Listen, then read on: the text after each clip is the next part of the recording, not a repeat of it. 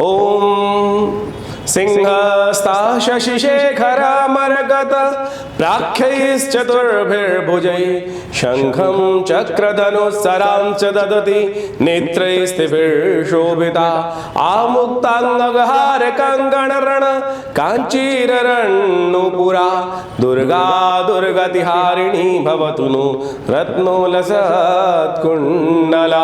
ओम महे सूर्य सहस्रांशो तेजो राशि जगत्पते अनुकंपय मां भक्ता गणर्घं दिवाकर।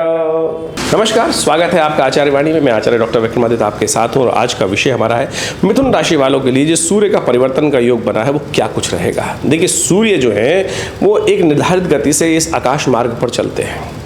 वो उनकी गति निर्धारित है और उस निर्धारित गति से जो सूर्य का जो प्रभाव होता है वो हमारे ऊपर होता ही है।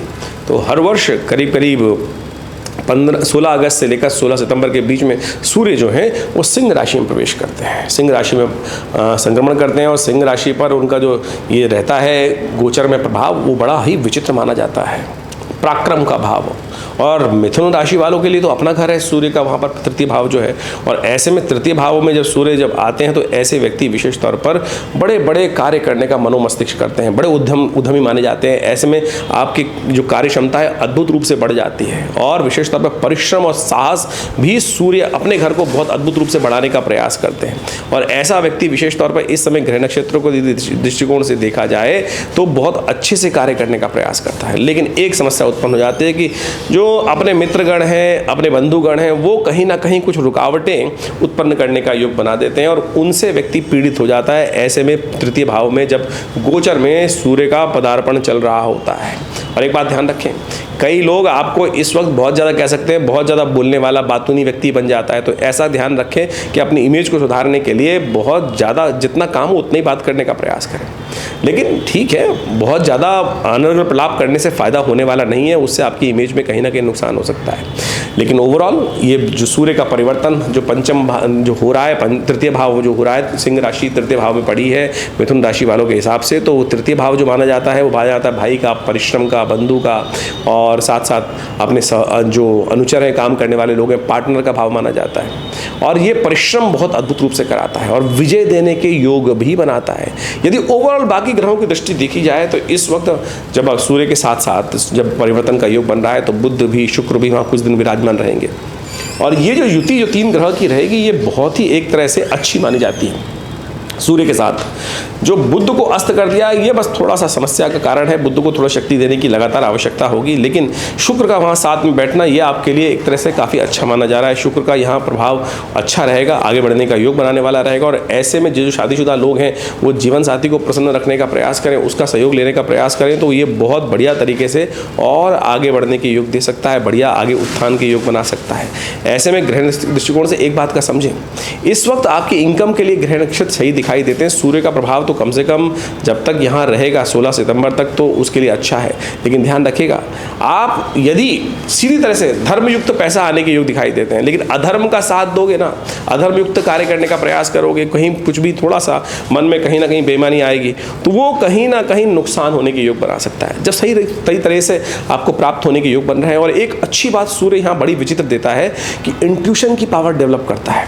सूर्य तृतीय भाव में स्वग्रही राशि में जब आ जाता है तो इंट्यूशन कहीं ना कहीं डेवलप करने का प्रयास करता है। वो इंट्यूशन यानी क्या होने वाला है भविष्य में उसके भाव, मनोभाव में इन दिनों जो 15 यदि हम बात करें 16 अगस्त से लेकर 16 सितंबर के बीच में कई बार क्या होता है हमारे मन में बहुत सारे भाव आ रहे होते हैं, हम उनको सबसाइड कर देते हैं। लेकिन ऐसे में समझ लीजिए इस सूर्य का जो मनोभाव में वार्ता आपके आ रही है उनमें बहुत सारी बातों को सत्य होने के समक्ष वो उपस्थिति बन सकती है। तो ऐसे में अपनी इन इंट्यूशंस को, जो विचार मन में आ रहे हैं उनको साइडलाइन ना कीजिएगा, इस बात का ध्यान रखते हुए आपको कार्य करने का प्रयास करना चाहिए। ऐसे में ध्यान रखिएगा, जीवन साथी का जितना सम्मान, जीवन साथी का जितना सम्मान, जितना सहयोग आपको मिलेगा ना उतने आपकी उन्नति का रास्ता, आगे बढ़ने का रास्ता बहुत सुंदर तरीके से बनता चला जाएगा। धन आगमन के लिए ये जो सूर्य का प्रभाव है ये तो अच्छा ही दिखाई दे रहा है, चिंता ना करें, उसमें आपको आगे बढ़ने का रास्ता बन सकता है। गलत रास्ते मत जाइएगा, ये सबसे बड़ा उपाय ध्यान रखने का प्रयास कर। नित्य प्रति सूर्य को जल दें, सबसे बढ़िया काम। भगवान सूर्य को नित्य प्रति एक तांबे के लोटे में थोड़ा सा रोली डालकर, एक पीला पुष्प, कनेर का बहुत बढ़िया पुष्प, कनेर का खिल रहा है आजकल पीले रंग का पुष्प, उसको डालकर ओम गणेश सूर्य आदित्याय नमः सूर्य का मंत्र जप करते हुए, गायत्री मंत्र जप करते हुए कार्य करने का प्रयास कीजिए। देखिए बहुत सुंदर योग आपके लिए बन के तैयार है। बाकी ग्रहों का प्रभाव भी रहेगा, लेकिन इस समय यदि हम बात करें, शनि महाराज लगातार परेशान कर रहे हैं। शनि आपके भाग्य में बैठकर वक्री स्थिति में बैठे हुए हैं, जो प्रोग्रेस देने में कमी ला रहे हैं। तो शनि का उपाय करना बहुत ज़रूरी है। देखिए मिथुन राशि वालों, शनि को मनाओ, सदा सुख पाओ, क्योंकि शनि इस वक्त भाग्य में बैठे हैं और अभी कम से कम यहाँ वो रहेंगे 15 नवंबर तक। तो शनि महाराज की इस वक्त वक्र स्थिति चलनी है, जो आपके भाग्य को आगे ले जाने के बजाय पीछे खींचने को ज़्यादा तैयार बैठे हैं। तो ऐसे में शनि का उपाय लगातार करते रहेगा। हो सके तो हनुमान चालीसा का पाठ, कम से कम शनिवार के दिन तो हनुमान जी को चोला चढ़ाने का प्रयास कीजिए। इस बात का ध्यान रखें। देखिए आमतौर पर ज्योतिष के दृष्टिकोण से एक ग्रह पर प्रेडिक्शन नहीं करना चाहिए, लेकिन हम यहाँ केवल आज सूर्य पर बात कर रहे हैं, लेकिन हमने बाकी ग्रहों के संबंध में भी आपको बताने का प्रयास किया। उनको समझ लीजिए, देखिए उनके लिए अच्छे योग बन सकते हैं। और जो किसी तरह से बहुत सारे अलग अलग प्रकार के ग्रह योग बनते हैं, उनके लिए हम अलग से विचार हम करते रहते हैं। तो सूर्य का प्रभाव अच्छा दिखाई देता है आपके लिए। यदि आप इन उपायों को समझते हुए करेंगे तो बहुत आगे उन्नति के योग बन सकते हैं। सूर्य के कई उपाय हैं, उनसे हमको भी करना चाहिए हमको।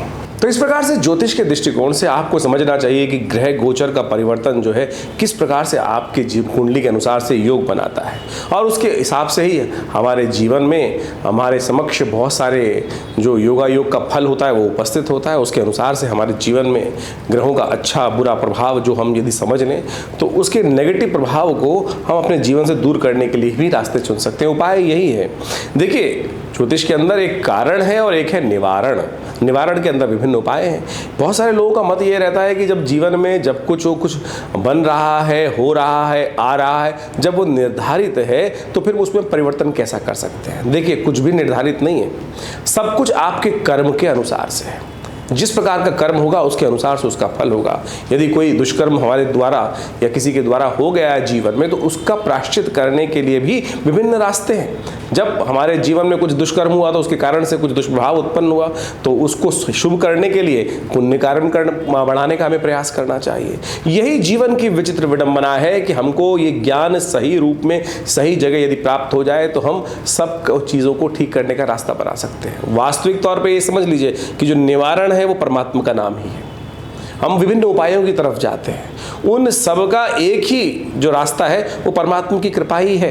हम किस प्रकार भी परमात्मा का नाम यदि श्रद्धा के साथ ले लें तो वो हमारे जीवन में सब प्रकार के अशुभ प्रभावों को दूर कर देता है। फिर भी ज्योतिष के दृष्टिकोण से अनेक उपाय शास्त्र में बताए गए हैं, वो भी अद्भुत रूप से कार्य करते हैं। तो सूर्य को मनाने के लिए विभिन्न उपाय जो शास्त्र में वर्णित है, चाहे वो सूर्य को जल देना, चाहे वो रविवार का व्रत रखना, अच्छे कर्म करना, गेहूँ इत्यादि का दान करना, नमक का दान करना, सूर्य के मंत्र ओम घृणी सूर्य आदित्याय नमः इस मंत्र का नित्यप्रति जप करना, गायत्री का जप करना, ये सब के सब एक ऐसे अद्भुत उपाय हैं जिनको यदि आप करें नित्यप्रति तो सूर्य के होने वाले बहुत सारे दोष जीवन से दूर हो जाते हैं। तो इन सब कर्मों को यथाउचित भाव से अवश्य करने का प्रयास करना चाहिए। सूर्य का जो आदित्य हृदय स्तोत्र है वो तो अद्भुत है। यदि उसका सानिध्य नित्यप्रति लिया जाए तो अनेक प्रकार से जीवन के कई कष्टों को दूर करने का रास्ता बन जाता है। सूर्य प्रत्यक्ष देवता है शास्त्र के अनुसार से, और वो नित्यप्रति अपना दर्शन देते हैं प्रकृति में, हर मानव को, हर जीव को अपना दर्शन देते हैं नित्यप्रति अपने कार्य के अनुसार से। वो संसार में प्रकाश का उत्पादन करते हैं, इसलिए हमारे यहाँ उनको प्रत्यक्ष देवता कहा गया है। तो उनको ठीक करने के लिए उनके ग्रह प्रभाव को अपने जीवन से यदि हम अशुभ प्रभाव यदि किसी कर्म के अनुसार से हमारे जीवन में बन गया है तो उनको ठीक करने के रास्ते अवश्य आपको चुनने का प्रयास करना चाहिए। और यदि नित्यप्रति भगवान सूर्य को आप जल देंगे तो उनके तेज को ग्रहण करने से भी आपके जीवन में जो कहीं ना कहीं कुछ उठापटक के योग हैं, कुछ नेगेटिव सूर्य के अनुसार से जो प्रभाव उत्पन्न दिखाई दे रहा है ज्योतिष गणनाओं के अनुसार से, उसको बहुत बढ़िया तरीके से ठीक कर सकते हैं। और विभिन्न प्रकार से विभिन्न समय और इस समय तो बड़ा अद्भुत योग चल रहा है। जब तक ये सूर्य जो महाराज जो कर्क राशि में चलेंगे तब तक सावन का सुंदर महीना चलता दिखाई दे रहा है। और ऐसे में भगवान का सुंदर स्तवन करें। कहा जाता है कि देवशयनी एकादशी से भगवान विष्णु तो शेषशय्या पर विश्राम करने चले जाते हैं, लेकिन उसके बाद संसार का संपूर्ण दायित्व जो है वो भगवान शिव के ऊपर आ जाता है। और भगवान शिव जो है वो तो भोलेनाथ है। और सुंदर सावन का महीना चल ही रहा है, तो उसको ठीक करने के लिए सबसे श्रेष्ठ है ना भगवान का नित्यप्रति रुद्राभिषेक करें। हमने विवेकानंद योगाश्रम में इस पूरे सावन के महीने में सुंदर रुद्राभिषेक नित्यप्रति रखा है। दूध से, दही से, घी से, भस्म से, विभिन्न इच्छु रस से, विजया के रस से, विजया से, सब प्रकार से, दही से, दही इत्यादि से, खीर इत्यादि सब प्रकार से भगवान का सुंदर अभिषेक नित्य प्रति चलता है। भगवान शिव का बहुत विशाल शिवलिंग यहाँ सदगुरु आचार्य श्री केशव देव जी के द्वारा प्रतिष्ठित किया गया है दिल्ली में विवेकानंद योगाश्रम में। वहाँ नित्य प्रति सावन के पूरे महीने में रुद्राभिषेक रहेंगे। अपनी अपनी मनोकामनाओं के निमित्त लोग वहाँ इस कार्यक्रम में रोज जुड़ते हैं, आते हैं, रुद्राभिषेक करते हैं। तो आप भी सादर आमंत्रित हैं।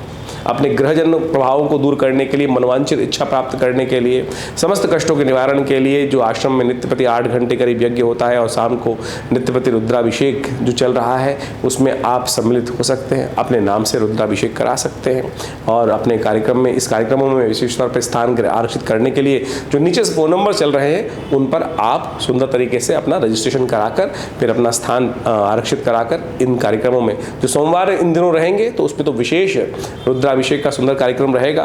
तो उसमें भी आप अपना स्थान आरक्षित करके उस स्थान में, उसमें यज्ञ में रुद्रा अष्टाध्यायी के उस दिव्य अनुष्ठान में आप भाग ले सकते हैं और अपनी मनोरथों को सिद्ध करने का सुंदर रास्ता बन सकते हैं। विवेकानंद योगाश्रम पिछले करीब 60 सालों से यहाँ पर क्षेत्र में कार्य कर रहा है। योग इत्यादि के क्षेत्र में, अध्यात्म के क्षेत्र में बहुत बड़ा आश्रम है। सदगुरु आचार्य श्री केशव देव जी के सानिध्य में इस आश्रम की प्रतिष्ठा की गई और यहाँ एक बहुत बड़ा योग, प्राकृतिक चिकित्सा, आयुर्वेद का एक हॉस्पिटल भी विद्यमान है जो भारत सरकार के साथ, सेंट्रल गवर्नमेंट, दिल्ली गवर्नमेंट, बहुत सारे ऑर्गेनाइजेशंस के साथ उनके पैनल पर रहते हुए बहुत सारे लोगों को चिकित्सा सुविधाएं भी दे रहा है। तो आप भी इन समस्त यज्ञ इत्यादि कार्यक्रम के साथ साथ बहुत सारे जो और सुविधाएं हैं उनके साथ जुड़ सकते हैं और विभिन्न समस्याओं को दूर करने के लिए विभिन्न प्रकार के जो अनुष्ठान होते हैं उनमें भी आप उसका लाभ ले सकते हैं। जैसे स्वास्थ्य के दृष्टिकोण से कोई समस्या जीवन में चल रही है तो कहा जाता है कि आप जो औषधि चिकित्सा करवा रहे हैं वो तो कराएं, लेकिन स्थान एक प्रार्थना को भी देने का प्रयास करें। देखिए सारा का सारा खेल जो है वो आपके जीवन में कर्म के हिसाब से है। यदि कर्म कोई कष्ट प्रद कर दिए गए हैं, यानी अनिष्ट कर्म आपके द्वारा कभी हो गए हैं तो उसके द्वारा पाप भोग बन जाते हैं और उनको पुण्यों के द्वारा ही हम ठीक कर सकते हैं। देखिए आपके जीवन में जब सुख है ना, एक बात समझें, तो आपका पुण्यों का अकाउंट यदि लबालब भरा हुआ है तो छोटे मोटे कष्ट आते हैं, कब चले जाते हैं पता भी नहीं चलता। लेकिन ये समझ लीजिए ये पुण्यों का अकाउंट भी बहुत जल्दी खर्च होता है, बहुत जल्दी खर्च होता है। हमारे कोई जीवन में कष्ट आया तो समझ लीजिए आपका उतना पुण्य क्षय हो गए, समाप्त हो गए। उन पुण्यों को लगातार बढ़ने का प्रयास करना चाहिए। अब एक बात और समझें, जितना बड़ा व्यक्ति, जितना बड़ा साम्राज्य चला रहा है उसको उतने ज़्यादा पुण्यों की आवश्यकता है, क्योंकि पुण्य भी लगातार बढ़ते रहने चाहिए। जब पुण्य ज़्यादा, आप जितने बड़ी पोजीशन में हैं और जितने बड़े कार्य कर रहे हैं उतनी जल्दी पुण्यों का क्षय भी हो रहा है, भोग रहे हैं। आप बड़े पद पर प्रतिष्ठित हैं तो पुण्य उतने ज़्यादा कंज्यूम होंगे। तो इसलिए एक बात का ध्यान रखना चाहिए कि पुण्यों का अकाउंट आपका लगातार हमेशा चलता रहे। उसके लिए सदकर्म, शुभ कर्म, लोगों की जनसेवा, परमात्मा का भजन, यज्ञ इत्यादि, लोगों की सेवा इत्यादि, भाव को पवित्र रखना, ये सब यथाउचित भाव से आपको करने का प्रयास करना चाहिए। यही हम समझ नहीं पाते हैं। दुख में तो सुमिरन हो जाता है, सुख जब चल रहे होते हैं तो क्या होता है कि वो सुमिरन हो ही नहीं पाता है। पुण्य कर्म यदि अच्छे पद पर रहते हुए अच्छे समय में, शुभ समय में यदि हम लगातार अच्छे पुण्यों को बढ़ाते रहें तो देखिएगा आपके जो पुण्य हैं वो भरे रहेंगे और कष्ट जीवन से अपने आप दूर होते चले जाएंगे। ये पुण्य और पाप का बहुत विचित्र व्यवस्था है, इसको हमको समझने का प्रयास करना चाहिए। जो समझ लेते हैं उनके जीवन से कष्ट दूर हो जाते हैं। तो इस ग्रहों के प्रभावों को समझते हुए कि कब आपके लिए धूप है, कब आपके लिए छांव है, तो हमको अपने जीवन को चलाने का प्रयास करना चाहिए। जो उपाय आपके लिए बताए गए हैं आप अच्छे से करने का प्रयास करें। जन्मपत्री के हम गोचर के दृष्टिकोण से बहुत सारी बातें बताते हैं आपको, लेकिन इसके साथ साथ अपनी जन्मपत्री, मूल जन्मपत्री जन्म के अनुसार से जो बनाई जाती है उससे आपके जीवन में भुक्त और भोग्य, यानी आपने जो भोगा, जो कर्म पूर्व जन्म में हुए उसके द्वारा जो आगे आने वाले समय में भोगना है वो सब निकाला जाता है और उसके अनुसार से बहुत चीज़ों का अंदाज़ा लगाया जा सकता है। जीवन में जो समस्याएं चल रही हैं उनको दूर करने के लिए विभिन्न शास्त्र में उपाय वर्णित किए गए हैं। तो उन सबको करने से अद्भुत रूप से कष्ट दूर होने के योग बनते हैं। ये सिद्धांत बिल्कुल सत्य है। लोग आएंगे आपके जीवन में, बहुत सारे समय पर लोग उपस्थित होंगे जो भ्रांति उत्पन्न, आपको पदभ्रष्ट करने का प्रयास कर सकते हैं, लेकिन उसमें ना अटकना, यथाउचित भाव से अपने कर्मों को करने का प्रयास करना वो आपके लिए अच्छा रहेगा।